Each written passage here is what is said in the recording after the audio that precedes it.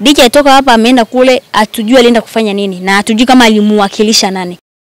JPS Online, kwa pamoja tukupashe.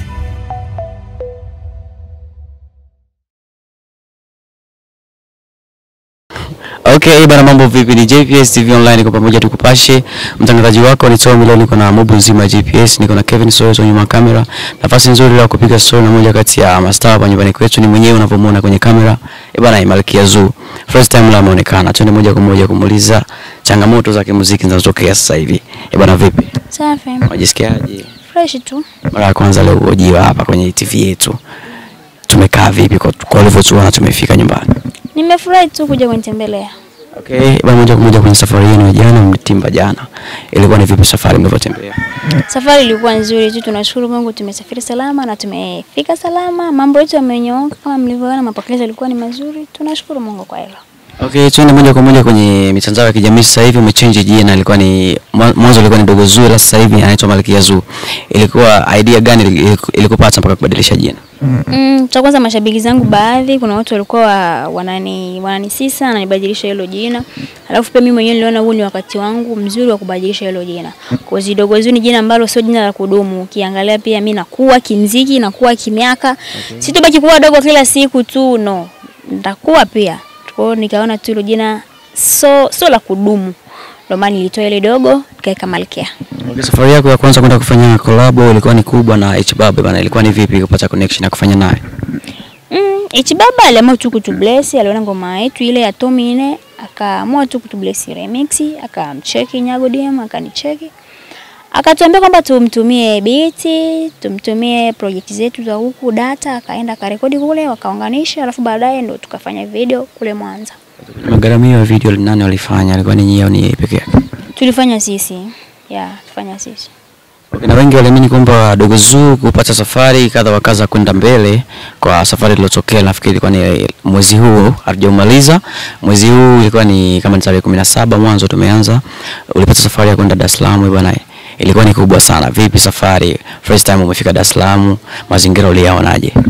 Nimetoka hapa tarehe 5, sio tarehe 17. Tarehe 5? Kutoka hapa tarehe 5.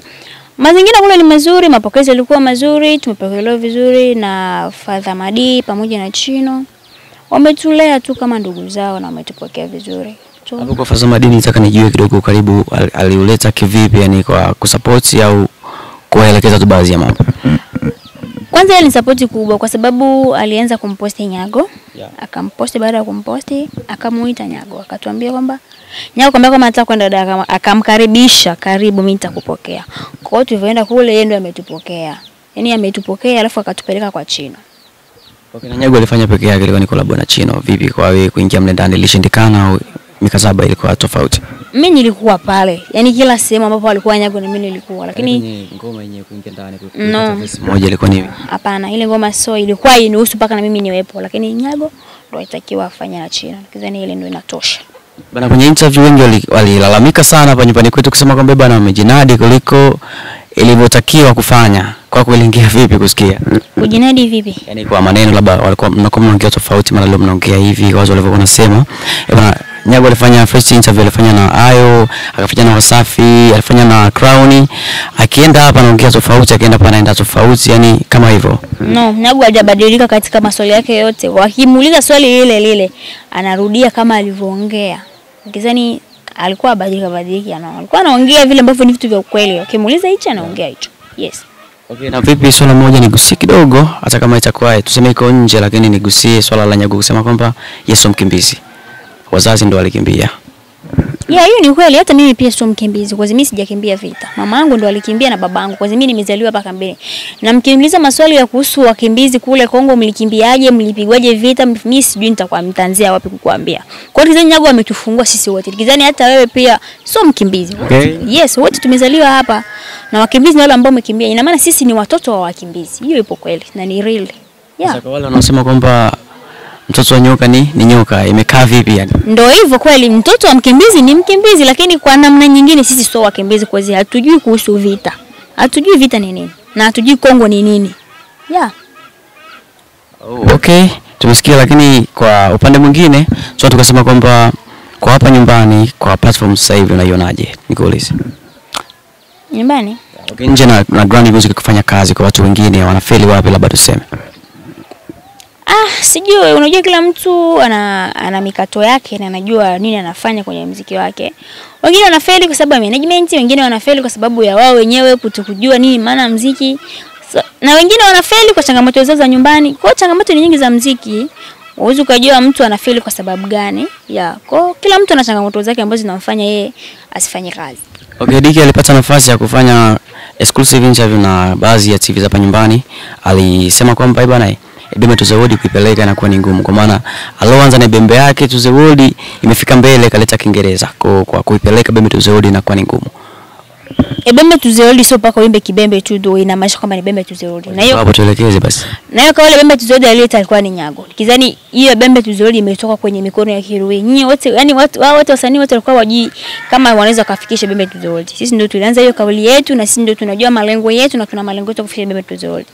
Na Bembe to the World sio lazima mpaka uimbe kibembe tu ndio Bembe to the World. Ile wewe mwenyewe kuwa mbembe hata uimbe Kiingereza uimbe Kiswahili ile kufika sehemu nyingine unawatambulisha wabembe wote na hiyo ni Bembe to the World tosha.